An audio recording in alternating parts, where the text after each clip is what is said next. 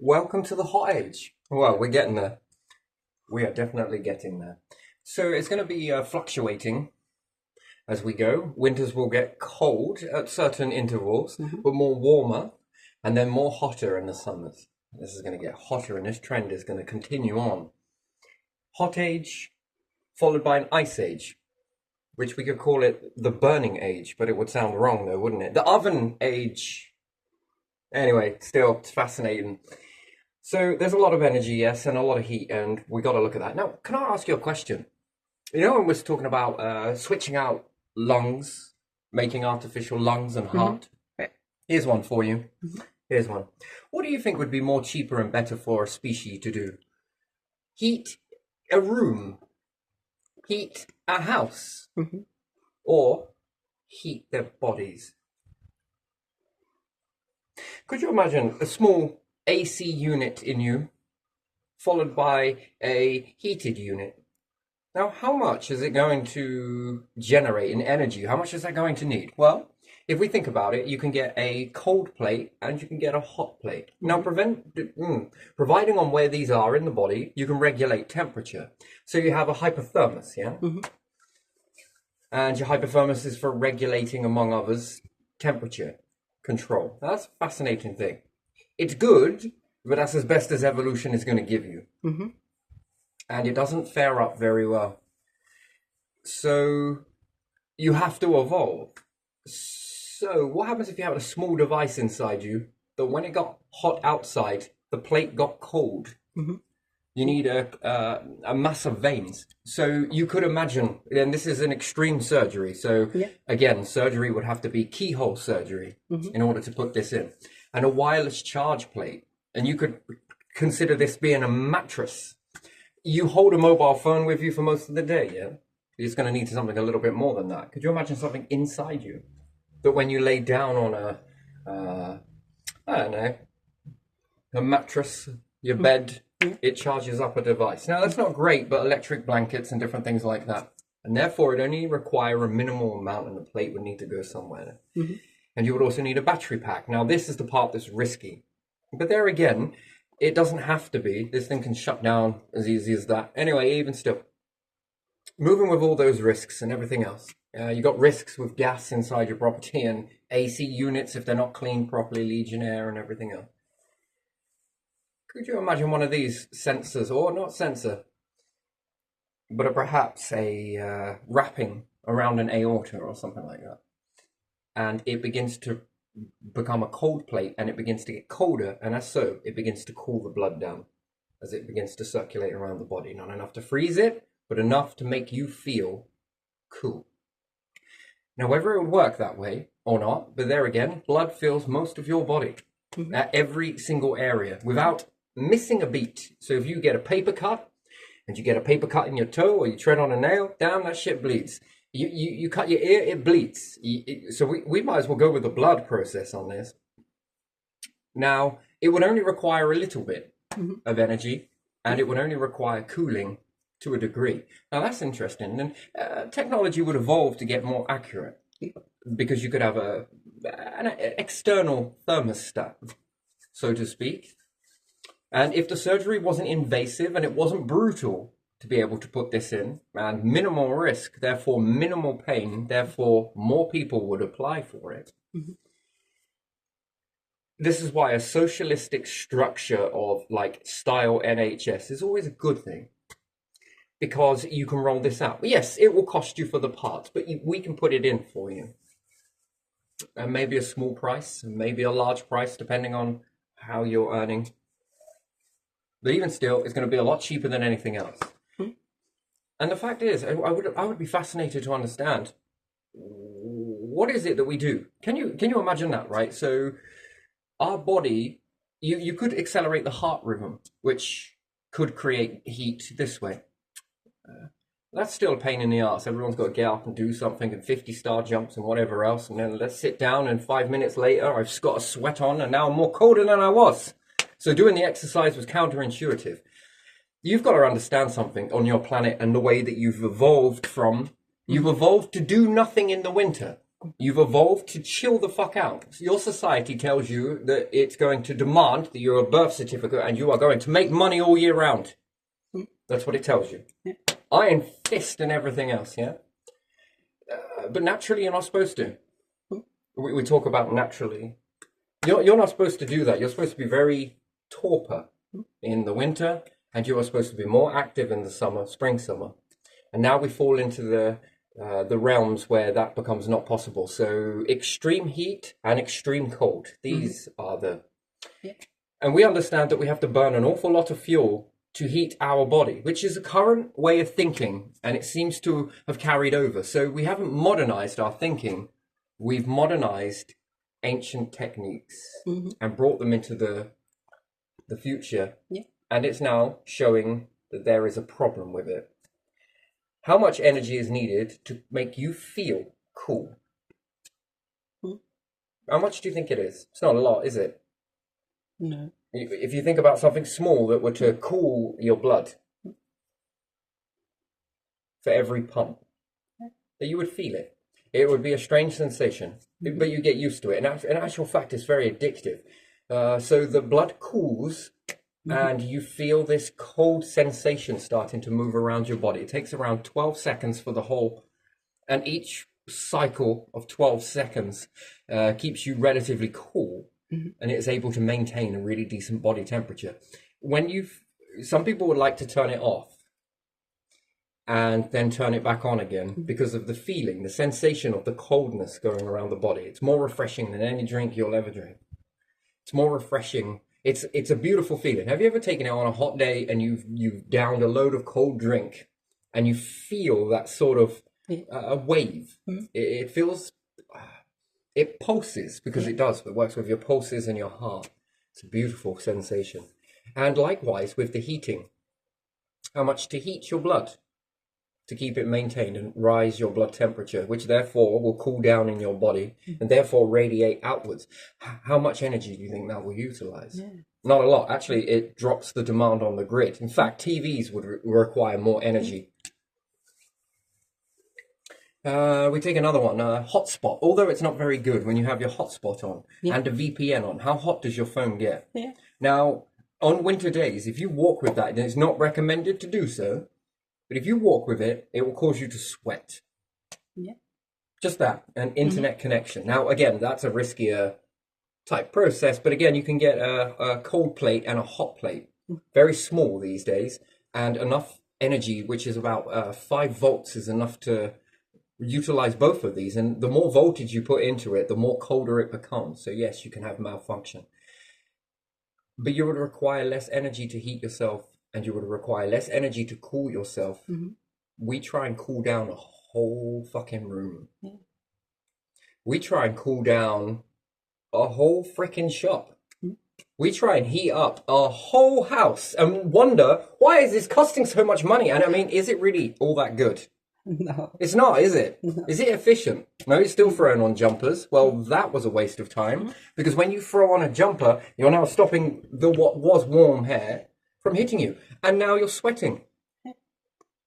Any slight of movement on that, it's going to make you feel cool. So we have built heaters to deal with winter. However, that doesn't work because it's counterintuitive, because your body sweats. Yeah. How is there a way to turn that off, I wonder? Well, you heat from internal heat. And we know this because when we move around, we can feel how quickly that elevates. And that's from one particular, where movement creates the heat. And it disperses around your whole body. That's why, if I keep on working out, I'm getting so bloody hot in this. I'm so bloody hot. Yes, of course, because that's the feeling that you get. It's spreading it around your body, and now you become a radiator. Yep. That's a very interesting process, and we now sweat more than we would do in winter than we ever have done if we were hunter-gatherers. We sweat a hell of a lot more. That's an interesting thing. And we also sweat a lot less. We're constantly putting on antiperspirant. I find these very dangerous. They'll catch up with us in the future. Well, you're going to apply this stuff and do it all you need to. 'But it's no different from trying to stop yourself from going for a piss. You know, over the course of the day. And you know how toxic and how much of a build-up that does. Lots of radio stations have been in trouble because of these competitions. Drink as much water and hold it for as long as possible, and people die because of it. That's the result of that. Yeah. You're blocking it underneath your armpits. You're stopping this sweat, and sweat is all about impurity leaving. It's one of the most purest things that you'll ever do. Yeah. But we've normalized it as unnormal, unnatural. It's shameful. Yeah. I get it. The odor is something. Don't get me wrong. The odor is probably the problem. I get it. I truly do understand that. Yeah. But a chemical reaction with your sweat that produces a nice smell would probably be far more better. Or perhaps in certain circumstances. But anyway, even still. So you have a manual override. You want to manually override it. I'm actually feeling a little bit cool today. I want to feel a little bit more warmer than that. And this goes with you wherever you go, whether you're outside, whether you're inside, whether you're in space, whether you're not. And this saves so much energy. Well, it frees up energy. And what do you need to utilize that energy for? Well, better processes in society. We already see that we're catching up. And we're also losing a lot of stuff. So if we think about it, how much land mass is on this planet? It's very little, yes? Yeah. Then factor in how much desert is on the planet and barren oases. You might as well call it that. When you factor that into the land mass and then factor in how much nature actually covers it. Now, nature is fundamentally unique in itself because it tightly packs itself together. Yeah. It's really, really good at this. And as a result, I think that it utilizes a hormone on the bark to know whether it is covered or not. So if we think about ancient forests, they're very dark. They're not completely dark, not at all. But they are, a lot of the time, they're very dark. So therefore, ancestors that may have come out at night from underneath the forest canopy and looked at the planets and stars above would see more detail than modern people do today, because you've got things like light pollution and you're spoiled with all of this bright intensity of light. So you see less than your ancients see, and we grow in this like it's normal.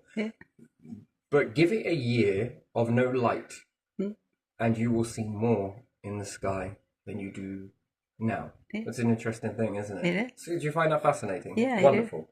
And if you were under the forest canopy, especially when we look at rich pine, your eyes. The other ones that used to do this were pirates. Do you know they used to wear an eye patch, not because they were missing an eye? If you spend the whole day with this eye covered, and you use this one during the day, it does two things to you. One, it teaches a part of the brain to activate at night and another part to activate in the day. It's fascinating, isn't it? Also, this works for winter and summer. That's also fascinating. But when it become night, so in the day they use this eye, then at night they'd lift the flap. Guess what they could see? And then they'd cover this eye. Do you know how far they could see? They could see more detail. They could see incredible detail from a distance, as long as they never looked at light. It's quite disorientating for the first 4 days. After that, give or take 17 to... I give it a week. And the disorientation loses, and then balancing and judgment becomes a lot more enhanced. The body wakes up. I like the way that the body does that. It's a wonderful thing. But yeah, if we think about it, logically, we've got a lot of desert, yes? We don't have a lot of landmass. And any parts of the landmass that there were was packed with these ancient forests that were very tight together. We have ocean waters, large amounts of ocean waters, but however, there's like plankton and all sorts of other things that also contribute to promoting oxygen. But yet they rely on a very tempered environment. It mustn't get too cold and it mustn't get too hot, and they're in between a stage. We often see that we go into the opposite. We often think that if it's going to burn and it's going to be a hot age, we think that there will be, if it heats up and it goes into warm tropics, not to the point of burning, and we overlook that. we think that there's going to be a rich abundance of oxygen, which it is not. There's going to be a rich abundance of carbon dioxide. Why? Well, shut down your trees, shut down your plankton, Yeah. kill most of your life. You're going to be rising in methane. I think methane acts as a barrier, which makes it colder, which is a fascinating process. And then in this colder climate, we start to see an emergence. Stuff begins to stay in seed for a bit, and then bloom. That was a fascinating thing with that experiment, that when throwing a load of random seeds into a pot, and for years it did nothing until I changed the window location of where this particular plant was. Yeah. And as soon as I did that, just that, changing from one side of the house, moving a plant to another position, and then all of a sudden I started getting this growth. Those seeds have been in there for years, just waiting for the right moment, waiting for the right conditions. Now that's fascinating, because one side of the house, usually in a country like this, is particularly very hot. The other side is usually particularly very cold. Yeah. And there's more like this one, less like that one, yada yada, and all the rest of it. And that was fascinating. And then I learned to twist it, move it, put it in over there. Now I started getting a dynamic, different growths for different, and that teaches you about environment very quickly, that just the slightest movements in an area that's like from high up, it looks like a stamp. Yeah. Just moving things around in that area gave you and it was fascinating, because the daytime temperature didn't ever get too high, and the nighttime temperature got a lot lower. Yeah. Whereas over here, the daytime temperature exceeded what you could ever imagine, and also the night temperature, because the bricks and everything else held on to the heat, the radiation, the particles, boom, boom, boom, boom. So this side was essentially cooler, and certain plants favored this heat, and certain plants favored the cool. And it was also nature walks on a very interesting sort of plateau. Anyway, so modernized humanity, and we've cut down how many trees? So if we're looking at a landmass, I don't know, it depends when you ask this question, it always changes. 78% ocean, then 63% ocean. Anyway, if it's 78% ocean and the landmass is 22%, do you understand that's a very small amount? And then factor in 3% worth of desert and barren oasis, which I think is more than that, but even still. And then you're left with 10% of nature, but you have to factor in with nature, it's so tightly compact, so it's dense. It acts like gases densify. It asks questions, by the way, but just not in the way that you want to understand it. And so we take that 10% and that becomes 33%. Then we got to factor in the oceans, and where are these areas good enough for the plankton? And again, this starts working in around 12%. So we go from 33, 34, 35 plus an extra that. So 45 maybe, give or take, percent in nature. That's it. Now we factor in that we've cut down a large amount of trees, so we're going to minus that back by 23%. We've shit up the waters in the ocean, so we're going to damage the coral and plankton and everything else. Yeah. And now we're dialing back nature even further. That's an interesting thing. So fundamentally, things will happen. What's that? Increase in heat. Yeah. Why? Because concrete... the thing is with the pyramids, it's a fascinating thing. They're like giant storage heaters. Yeah. Yeah, deserts get very cold at night. Unless you have had something radiating its energy into, let's say, the pyramids, and these get very hot, and then at night. This is why it's fascinating to me. If you go to Egypt, wouldn't it be a best time to actually go and see the pyramids would be at night, not in the day? Because it would be slightly cooler, and therefore you should feel quite nice inside there. You'll feel warm, of course, but again, I think this thing will convect, it will draft. So it'll create a draft, which therefore keeps you at the right sort of temperature. In the day, I think certain chambers were designed to get hot because the Egyptians made it so you would get hot, which would deter you from looting.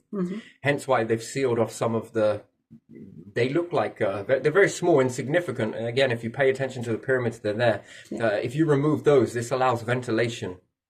Which causes the air to move. And as the air moves, it creates a draft. As the draft comes through, you'll notice how very cooling it is, especially on sweaty skin. And then you begin to feel cold, not hot. And the faster the draft, if you restrict it more so, the airflow gets faster. And as a result of that, you can push things and get hot, but also cool yourself down at the same time as pushing this. Therefore, you can move objects further. Anyway, so modern humanity has made lots of concrete and structures that, lack of a better word, just absorb all of this heat. Yeah. We don't see any white tarmac. Could you imagine that? White roof tiles. Exactly. Reflect some of that back. But there again, that's not always possible to do so. But some of this foam that there is really good, actually. If you hold it above, it doesn't get very hot. That's the thing I've noticed. But it does create a very cold patch underneath it. Oh. So, and it also insulates against the cold. Yeah. And it scatters light better. Yeah. So, yeah, very interesting. So, what do you reckon to that? A contraption that would cool you down? Yeah, that would be very good. I would like that. You would? Yeah. Because you take it with you, don't you? Well, you always have it it's with yours, you. Yeah. And you can imagine it if you walk into a shop that you're walking through the magnetic fields, which they are looking for thieves. And again, at what level are those things dangerous for you to walk through? Yeah. I mean, some of them have got security guards and these. A constant build-up of walking through that is never a good thing. It's actually quite dangerous. And we're not all thieves, but we're all having life force. This all affects our life force. It's intense magnetic fields, I believe. And we all walk through them. And if you go through in and out of every single shop, you are accumulating that. We are scanned all And the then time. what's the maximum that you can walk through that? Yeah. And we've also got CCTV, and either way, one of them is not working. Either this isn't working, the security guards aren't working, or the cameras aren't working. And this all has an impact on price of when you buy something from the store, which is fascinating. Why everyone must be stealing then. So again, that would be a better technology. Rise of cancer might come from these things because it's copious amounts of it that you're walking through. But again, assuming that that is a particular way, you could charge any device that you had on you while walking through those and have an instant fast charge, or while you sit on a bus or something like that. Again, drop in a little coin. And there again, I don't think it's going to be very expensive to do so. I think this would be incredibly cheap. And if you have solar panels and different things like that, I mean, imagine that if you could walk with a solar panel when it's really hot and it begins to cool you down no matter how far you go. I think that would be a good way to travel. I think you would travel quite a bit. And then I wonder how that looks for skin. Would you burn more? But there again, the invention of skin lotions, let's say, sunburn lotion and all the rest of it. I wonder if that gets better. Or could you wear better clothing? Yeah. And therefore, you will then understand how much of a barrier your clothing is.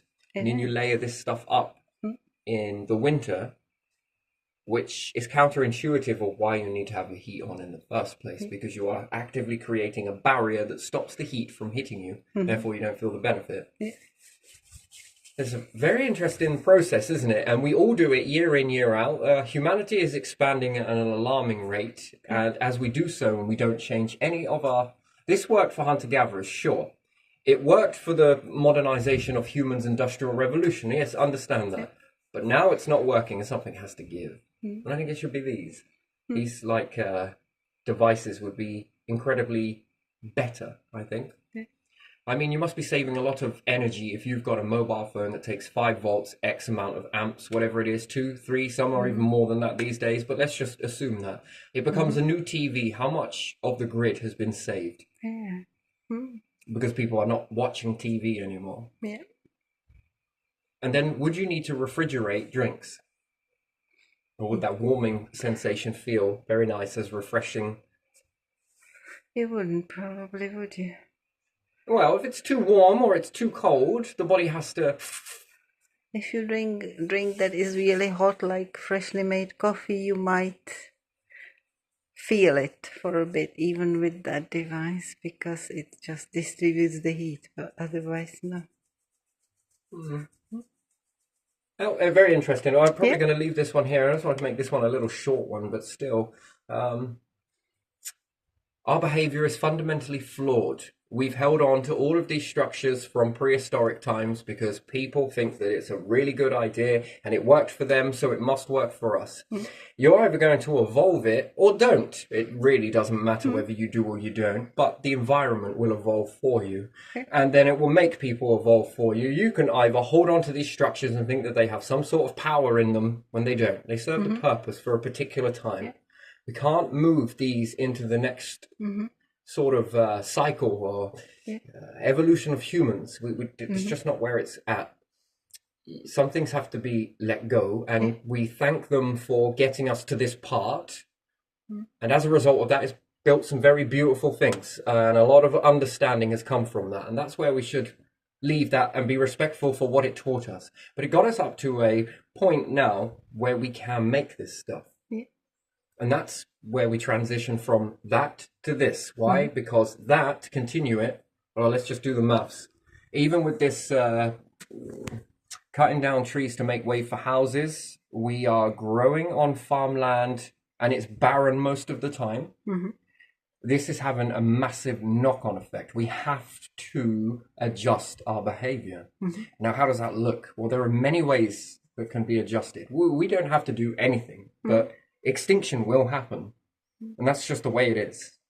And if you're cool with that, then cool, we'll keep going this way. And then, we just sit back and watch and cherry pick the rest. Or we activate something and look at it and think, should we do this? Could we do this? Shall we do this? To ask questions is very important part of your journey. Everything is asking the questions, although not in the same way as you understand questioning. Fascinating. Right, let's leave it there. So